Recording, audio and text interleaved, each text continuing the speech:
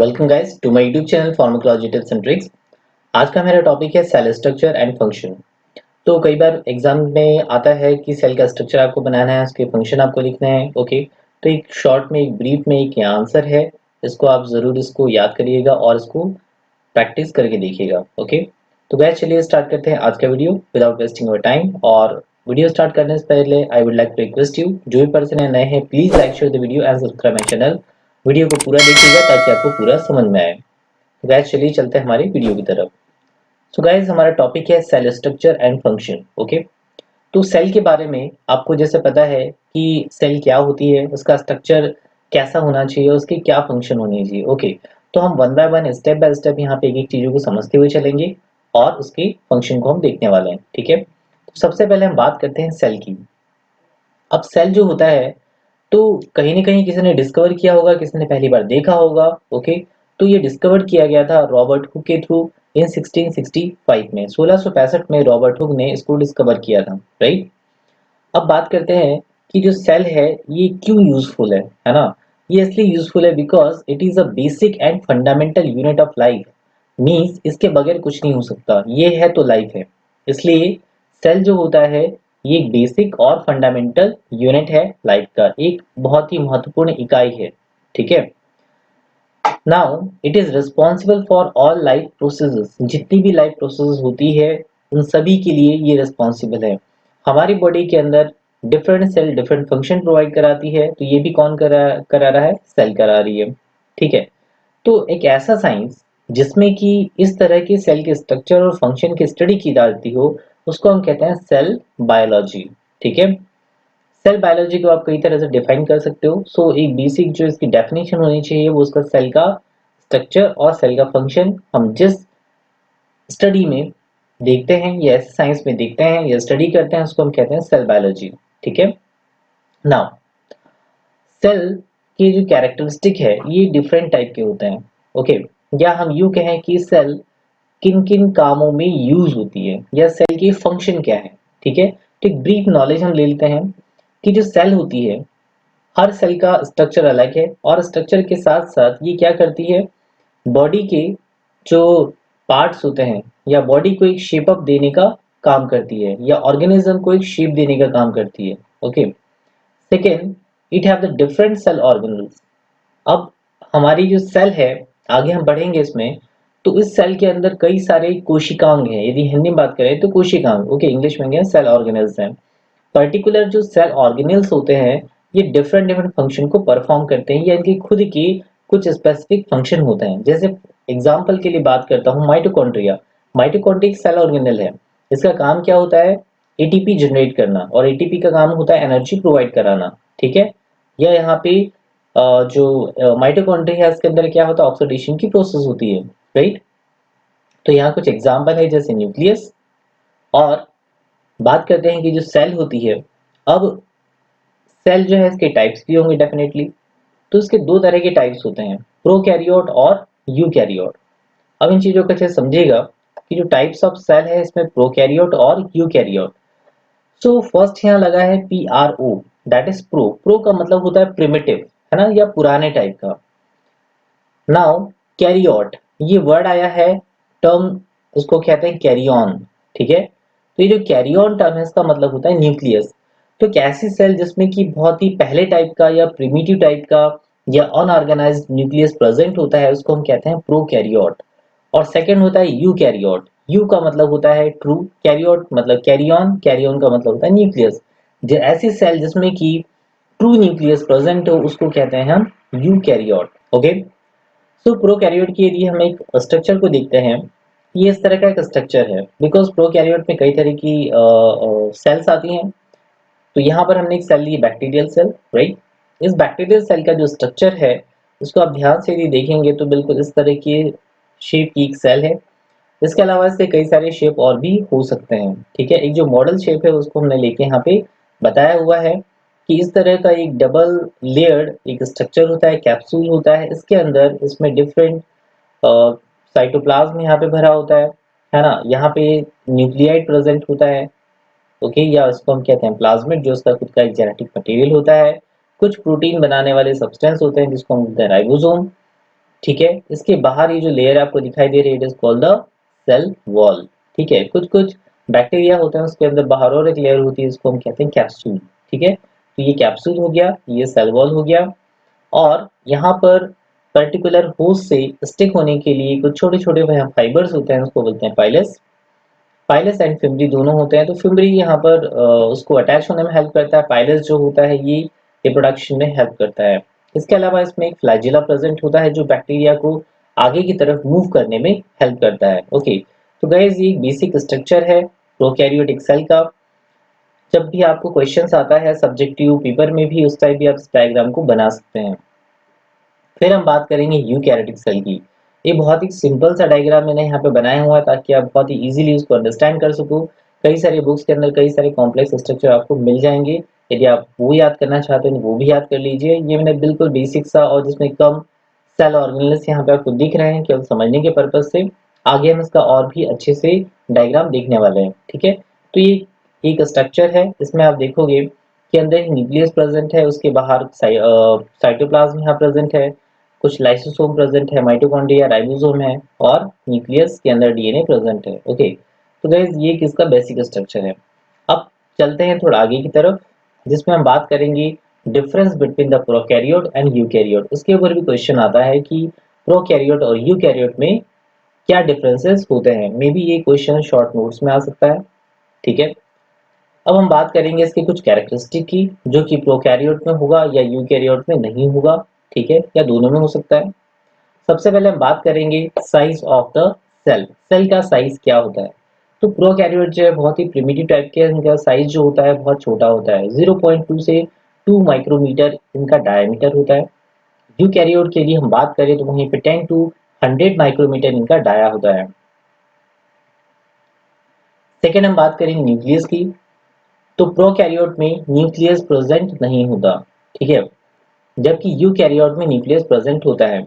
यहाँ पे और एक चीज हम डिफाइन करना चाहेंगे कि जो न्यूक्लियस है प्रोकैरियोट में, ओके, इसके ऊपर न्यूक्लियर मेम्ब्रेन नहीं होती, इसलिए इसका जो अंदर का जेनेटिक मटेरियल होता है साइटोप्लाज्म में ही डिस्ट्रीब्यूटेड होता है। जबकि यूकैरियोट में न्यूक्लियस के ऊपर एक न्यूक्लियर मेम्ब्रेन प्रेजेंट होती है, जिसकी वजह से इसके अंदर का जो जेनेटिक मटेरियल है इसके अंदर ही रहता है।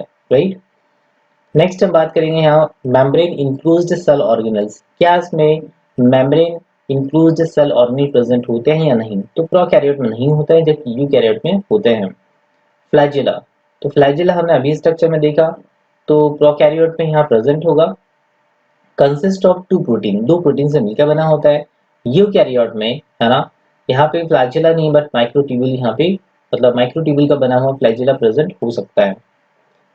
Now cell wall, cell wall जो है प्रोकैरियोट में प्रेजेंट होती है, यूकैरियोट में एनिमल और प्लांट सेल दोनों आती है, तो उसमें केवल प्लांट सेल जो होती है इसके अंदर ही सेल वॉल प्रेजेंट होती है। राइबोसोम की बात करें तो राइबोसोम प्रोकैरियोट में 70s टाइप का होता है, जबकि यूकैरियोट में 80s टाइप का राइबोसोम प्रेजेंट होता है। सेल डिवीजन की बात करें तो इसमें बाइनरी फ्यूजन और इसमें माइटोसिस होती है। ठीक है, सेक्सुअल रिप्रोडक्शन की बात करते हैं तो यहाँ पर नो मियोसिस, कोई भी मियोसिस मतलब इसको हम हिंदी में कहते हैं अर्धसूत्री विभाजन। ओके, और यहाँ पर हम बात करेंगे यूकैरियोट में, तो यहाँ पे मियोसिस प्रेजेंट होती है। ठीक है, इसी के थ्रू सेक्सुअल रिप्रोडक्शन होता है। तो एग्जाम्पल में बैक्टीरिया प्रोकैरियोट का एग्जाम्पल है, और यूकैरियोट में animal and plant cells. Right, तो गाइस ये कुछ डिफरेंसेस हैं, ये आपके लिए काफी ज्यादा इंपॉर्टेंट हो सकते हैं, तो उसको आप याद रखिएगा। चलते हैं नेक्स्ट पॉइंट की तरफ, तो बात करेंगे स्ट्रक्चर ऑफ द सेल।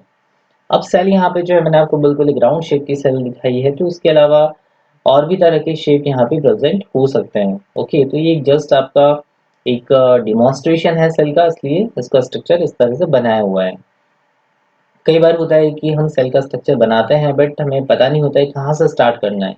कई सारे लोग डिफरेंट डिफरेंट तरीके का स्ट्रक्चर बना देते हैं जो उनके समझ में नहीं आता, ना वो किसी और के आता है। तो डेफिनेटली इसको बनाना है पर अच्छे से बनाना है। ओके, तो बेस आप यहाँ से स्टार्ट कर सकते हो कि सबसे सेंटर में न्यूक्लियस प्रेजेंट होता है, और उसके बाद में एक और यहाँ पे आप एक लेयर बना सकते हो, उसके अंदर ही सभी सेल ऑर्गेनेल प्रेजेंट होने वाले हैं। तो सबसे पहले हम बात करेंगे न्यूक्लियस की, जो कि बिल्कुल यहाँ प्रेजेंट होता है, इसके अंदर न्यूक्लियस होती है और यहाँ जेनेटिक मटेरियल लाइक डीएनए यहाँ प्रेजेंट होता है। राइट, फिर हमने कहा था कि न्यूक्लियस के चारों तरफ क्या होती है, न्यूक्लियर मेम्ब्रेन होती है, और बीच बीच में कहीं पे पोर्स होते हैं जिसको हम कहते हैं न्यूक्लियर पोर। इन्हीं न्यूक्लियर पोर से ऊपर की तरफ यदि हम बात करें तो एंडोप्लाज्मिक रेटिकुलम अटैच होता है। ओके, तो न्यूक्लियस के चारों तरफ यहाँ क्या प्रेजेंट है, एंडोप्लाज्मिक रेटिकुलम प्रेजेंट होता है। इसी एंडोप्लाज्मिक रेटिकुलम के ऊपर कुछ राइबोसोम के पार्टिकल भी अटैच होते हैं। इसलिए इस तरह के जो एंडोप्लाज्मिक रेटिकुलम होते हैं इनका नाम दिया जाता है रफ एंडोप्लाज्मिक रेटिकुलम।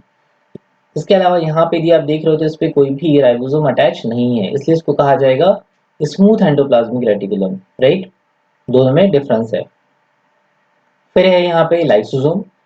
लाइसोसोम का मतलब होता है लाइसिस करने वाली बॉडी। राइट, डिफरेंट एंजाइम के थ्रू ये जो भी फॉरेन पार्टिकल्स होते हैं उनको ये किल करने का काम करती है। तो लाइसोसोम डिफरेंट एंजाइम का यूज करती है। इसके अलावा है गोल्जी बॉडी। फिर है माइटोकॉन्ड्रिया। माइटोकॉन्ड्रिया यू नो कि इसमें ये सोर्स ऑफ एनर्जी है।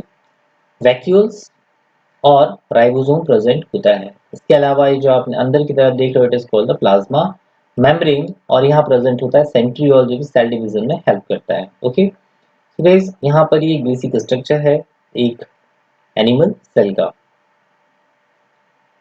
नेक्स्ट हम बात करेंगे component of the cell. Cell के कौन कौन से कंपोनेंट होते हैं।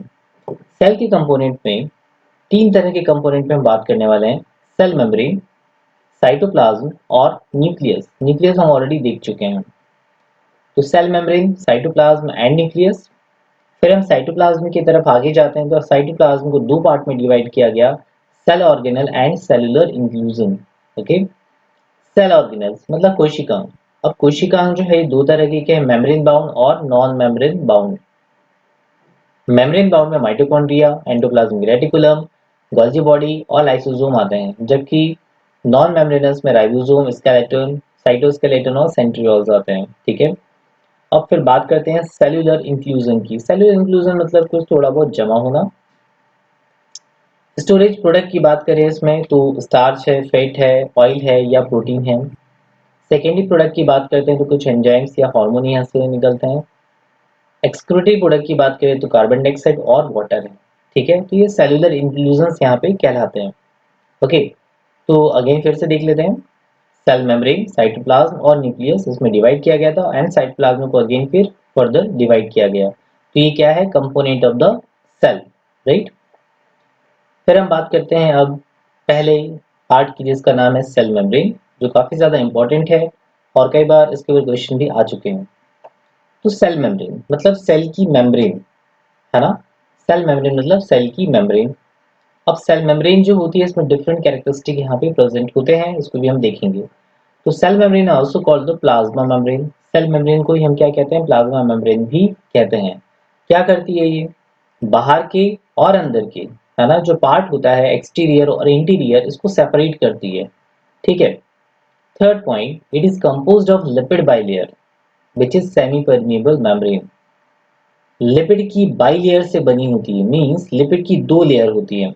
ठीक है, और ये क्या होती है, सेमी परमिएबल। सेमी परमिएबल का मतलब होता है, सेमी मींस हाफ, परमिएबल मतलब परमिशन देने वाला।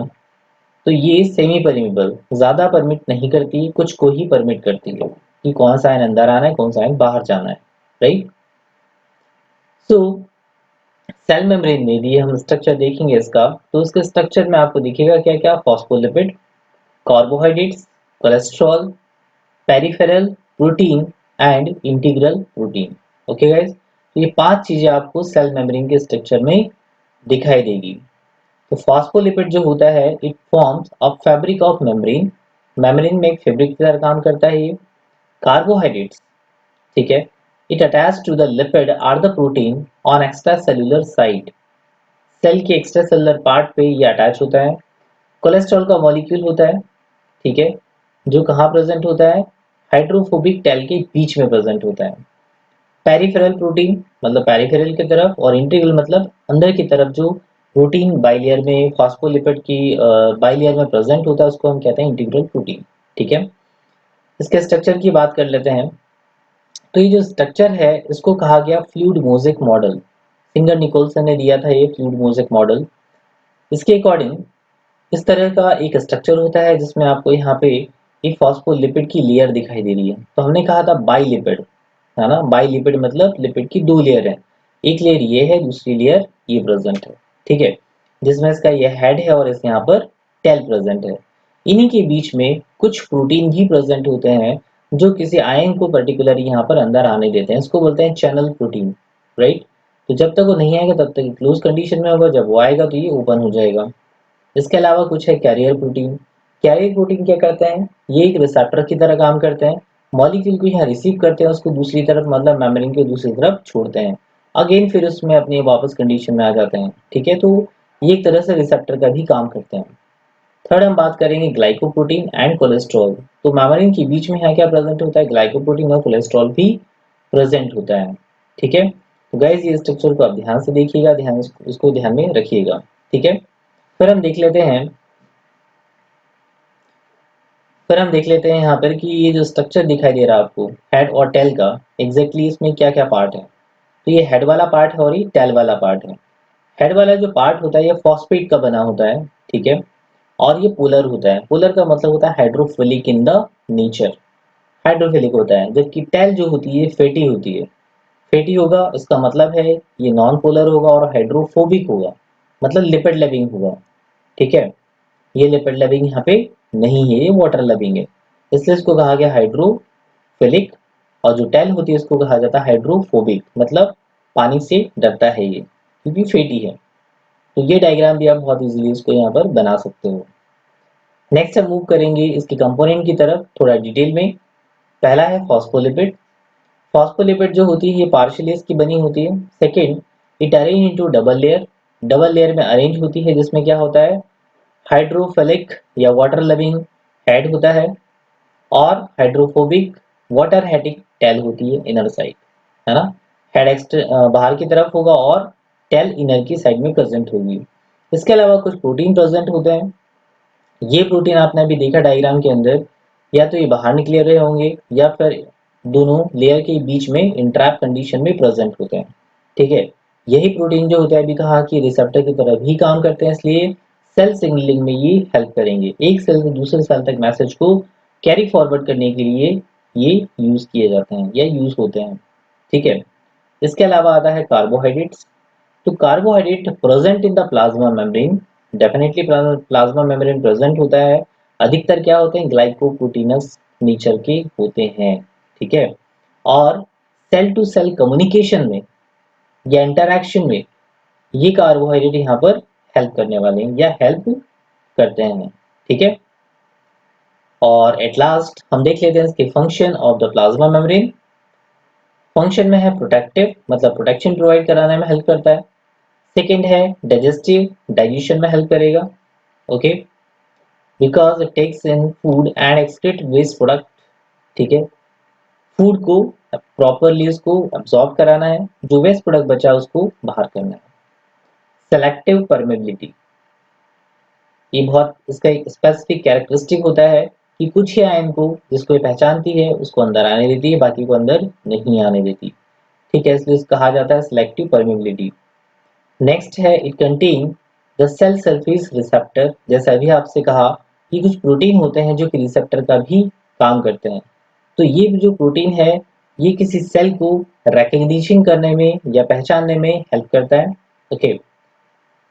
गाइस ये इसके फंक्शन थे एंड ऊपर हमने देखा इसके स्ट्रक्चर के बारे में। तो आपका यहाँ पे क्वेश्चन रेडी हो जाता है, ठीक है। तो होप सो गाइस आपको समझ में आया हो।